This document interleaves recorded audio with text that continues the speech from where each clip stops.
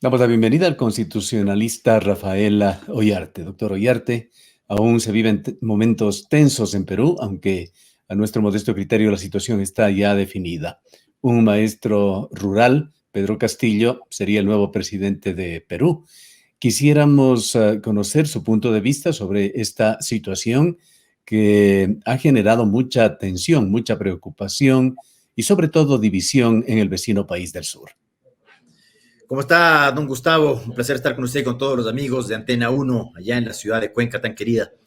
Bueno, el tema peruano no es tan distinto a lo que ha ocurrido y sigue ocurriendo en el resto de Iberoamérica, es decir, donde surgen estos outsiders y logran la presidencia de la República sin tener un programa, teniendo algunas ideas generales preconcebidas que incluso la gente ni siquiera conoce lo que piensa el candidato y votan por él. Por ejemplo, hay mucha gente que dice que como el señor Castillo es de izquierda, debe ser entonces progresista y por lo tanto está de acuerdo con el matrimonio homosexual, con el aborto. Entonces, todo lo contrario. Entonces, usted está hablando de una persona que es totalmente contraria al aborto, totalmente contraria al matrimonio homosexual, cosa que yo no critico, pero respecto de otras cosas tenemos más dudas que certezas respecto de lo que va a ser el señor Castillo. Y nuestros pueblos generalmente son muy dados a la promesa, ¿no? Y a la promesa electoral fácil, al que llega al poder con unas propuestas populistas. En el caso de Perú, tampoco no nos engañemos, Keiko Fujimori era la versión nipona de Castillo y Castillo es la versión mestiza de Fujimori, es decir, populismo. Y los populismos no son ni de izquierda ni de derecha, son solo eso, populismos.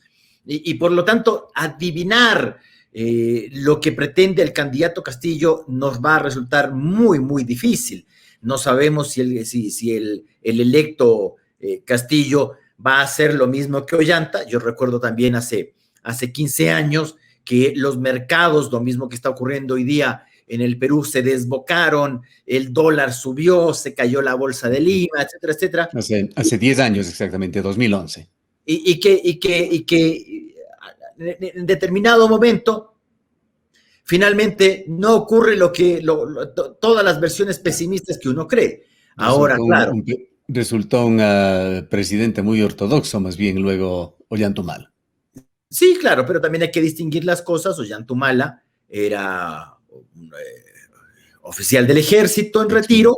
De Pedro Castillo no sabemos mayor cosa, es decir, sabemos que es profesor, un profesor además, que lo mismo que le pasó a Ollanta en su momento también a Lucio Gutiérrez en Ecuador, era muy difícil entenderles, porque... Sabemos que admira a Chávez, admira a Rafael Correa, ha dicho que adoptará medidas económicas en el mismo estilo que lo hizo Rafael Correa, piensa cambiar la constitución peruana, todos esos datos. Ollanta también dijo lo mismo, ¿no? Ollanta también admiraba a Chávez, y recuerde usted que la segunda presidencia de Alan García es así en el año 2006, cuando le tocó enfrentar precisamente a Ollanta, se le decía a Ollanta que era un admirador de Chávez y se declaraba un admirador de Chávez, y cuando llega, pues bueno, una cosa es con violín y otra cosa es con guitarra. Ahora, veamos también si el señor Castillo tiene conciencia de las cosas.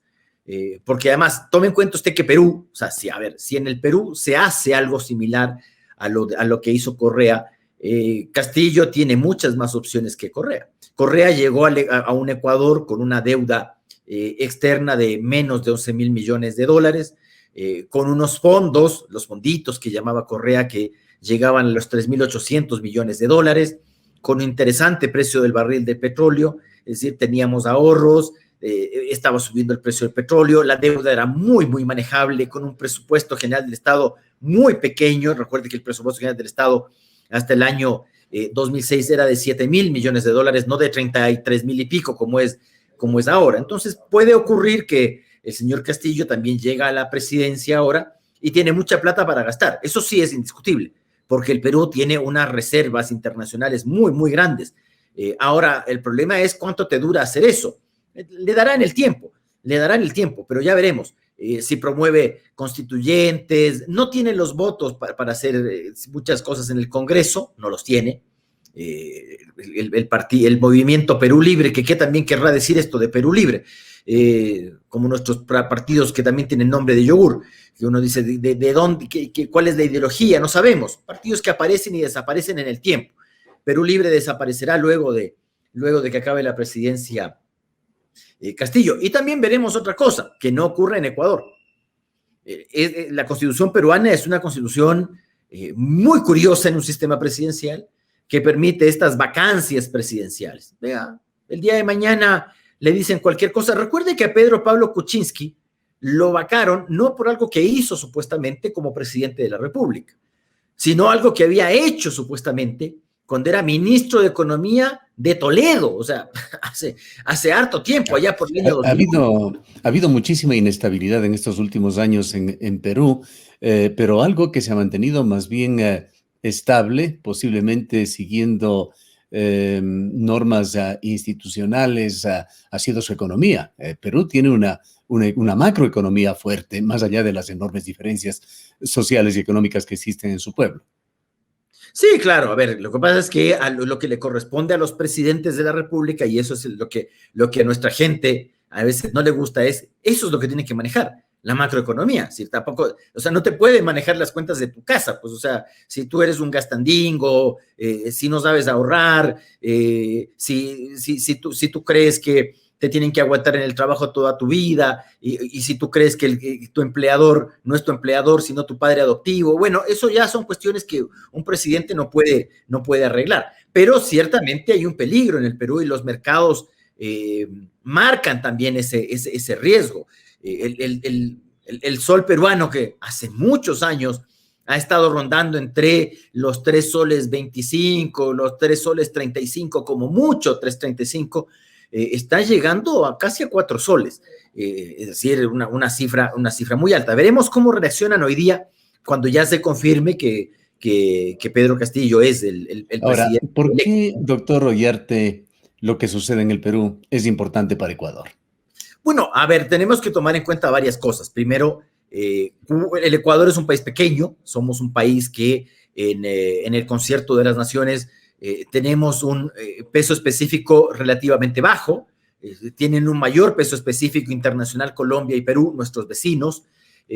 Ciertamente nosotros, como no tenemos tratados de libre comercio con los Estados Unidos, tenemos uno más o menos ahí con la Unión Europea, a diferencia de lo que tiene Perú, a diferencia de lo que tiene Colombia. Perú es un socio comercial interesante, menor a Colombia, sí, pero es un socio comercial interesante. Y claro, si comenzamos con prácticas restrictivas, es decir, si el Perú comienza con prácticas restrictivas muy parecidas a las que nosotros las tomamos en algún momento, evidentemente nuestro comercio exterior se va a restringir también, es decir, la posibilidad de exportar que tiene el Ecuador. Primero eso. Segunda, vea, es un país más grande, no lo vamos a negar, con el cual hemos tenido dificultades en el pasado y muchas dificultades, y por supuesto, las enfermedades del Perú en algo nos contagian, pues, y acá en el Ecuador somos muy receptivos de eso. Recordemos que en el año 92, cuando Fujimori hace su autogolpe, aquí también se llamaba Sixto hacer lo mismo.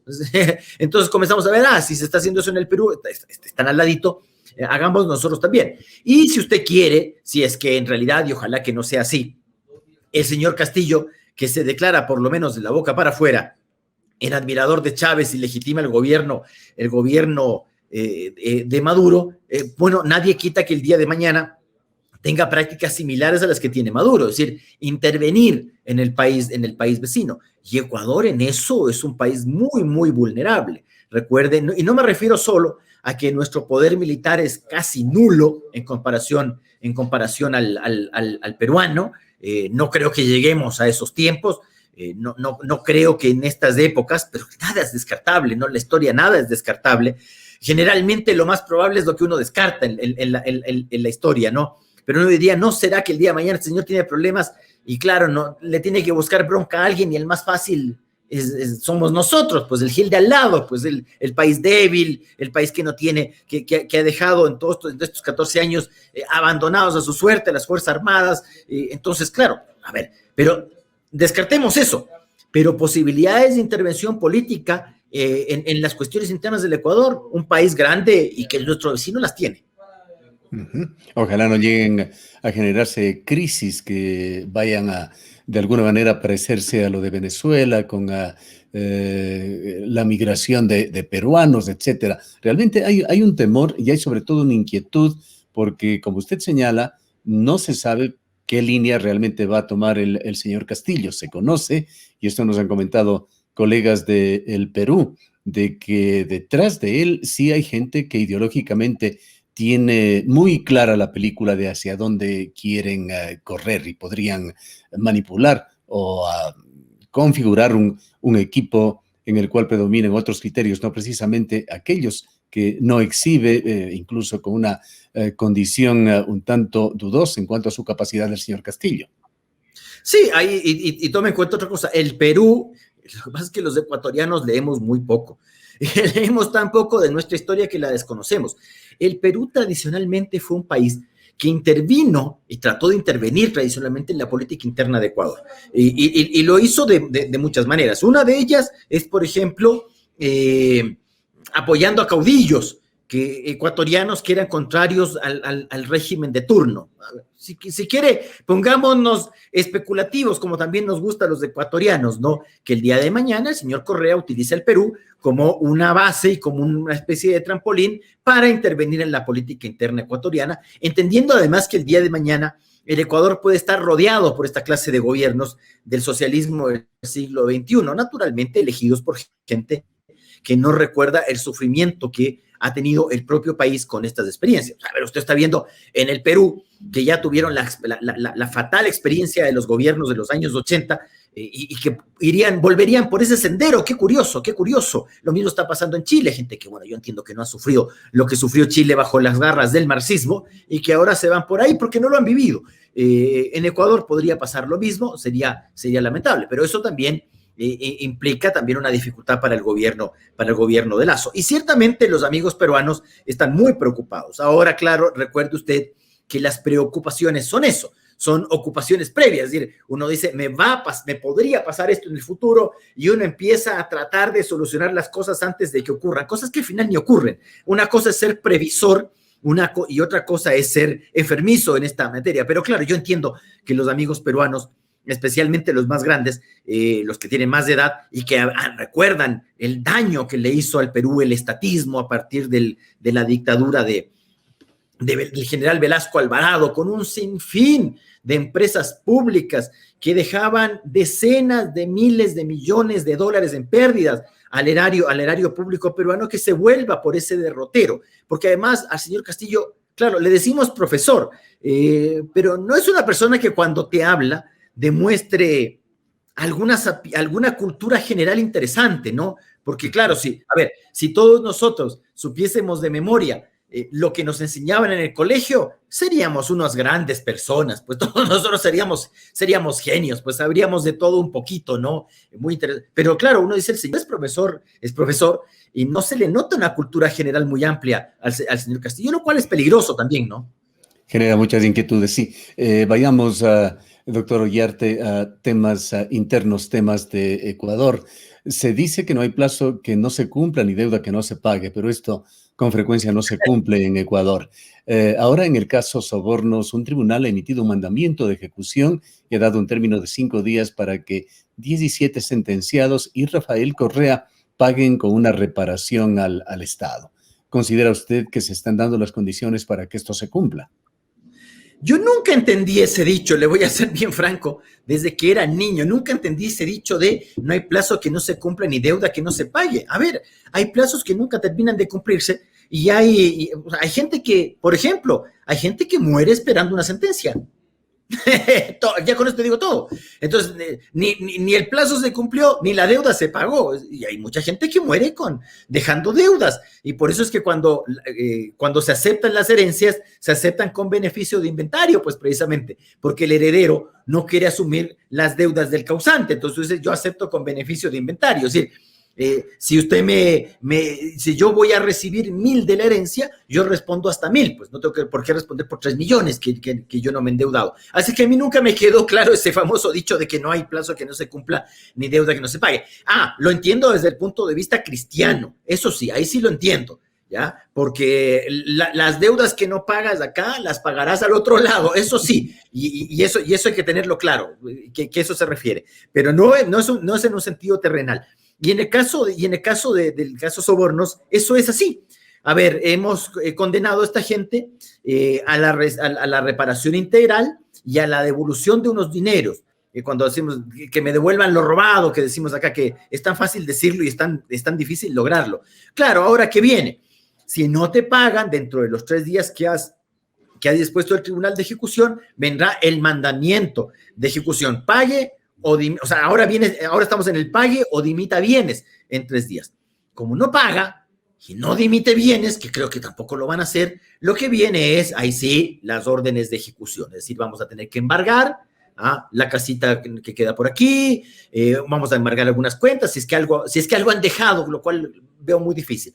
Y como si es que algo hay, alguna tontería hay y rematamos y no ha de alcanzar para cubrir las ingentes cantidades de la reparación integral, vendrá el proceso de insolvencia. Ya veremos si esa insolvencia se declara o no fraudulenta, lo cual también tiene una segunda afectación respecto de la suspensión de los derechos políticos. Pero así como que vamos a ver ese dinero, yo lo veo muy, muy difícil. Y le debo ser muy franco, veo mucho más difícil una extradición. La gente aquí cree que la extradición es soplar y hacer botellas. Usted puede hacer en el Ecuador, y como en el Ecuador hace las cosas al buen tuntún, el día de mañana te revisan, por ejemplo, la tal sentencia en el caso Sobornos, y yo debo decir, a mí me parece difícil una extradición. Y no es que yo soy, porque alguien dirá, este se hizo correr, no, nada que ver, todo lo contrario, quisiera ver a la señora aquí preso. pero de la manerita como nosotros tenemos para hacer las cosas, bien complicado le veo yo una extradición. Las condenas de prisión, entonces, tampoco se cumplirán. Bueno, estas son imprescriptibles, ¿no? Porque estamos hablando de cohecho. Entonces, no prescribe ni la acción ni la pena. Entonces, el momento en el que el señor Correa pise el Ecuador por ave o C, digamos que el día de mañana se ve tentado, porque lo vamos a ver. Si Castillo, efectivamente, ya se confirmará en algún momento y se oficializará ese resultado, Castillo es presidente del Perú, lo veremos a Correa en el Perú. Lo vamos a ver.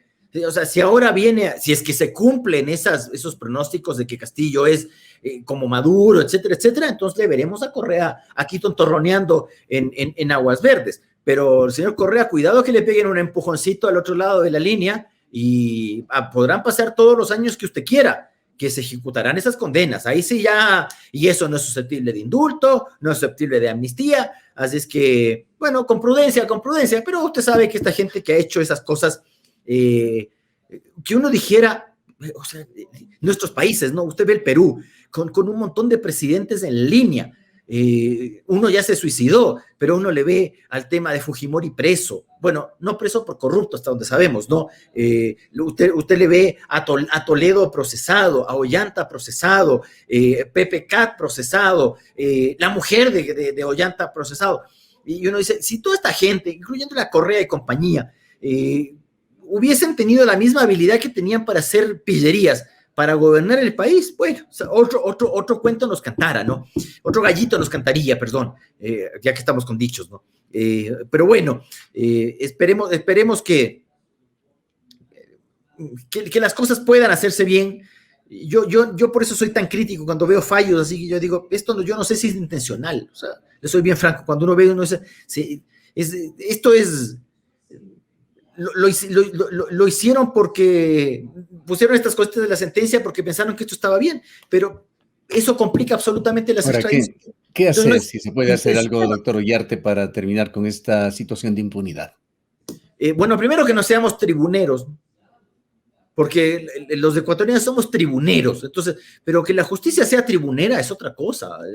La gente quiere, para eso ponte un circo romano, le entregas una espada al tipo, y le sueltas un tigre que se lo coma, unos leones ahí a cualquier cosa. Hagamos eso, Pero no, pues la función judicial y la justicia no están para la tribuna, no están para el aplauso, no están para que les hagan barra, están para hacer las cosas bien. Entonces, cuando uno ve eso, uno dice, con esto, extradición, y yo le soy bien franco, y uno dice, ¿será casualidad o será intencional? Pues. Entonces, para la tribuna los aplausos, y luego cuando no llegan las extradiciones, le echamos la culpa al Estado pasivo, o sea, al Estado al que le pido la extradición. Bien. Queremos agradecerle, doctor Ollarte, por habernos acompañado. Siempre un placer, don Gustavo. Declaraciones del constitucionalista Rafael Ollarte. Se ha referido a la situación de Perú, sus efectos en el país y en la región. Nos vamos a una breve pausa.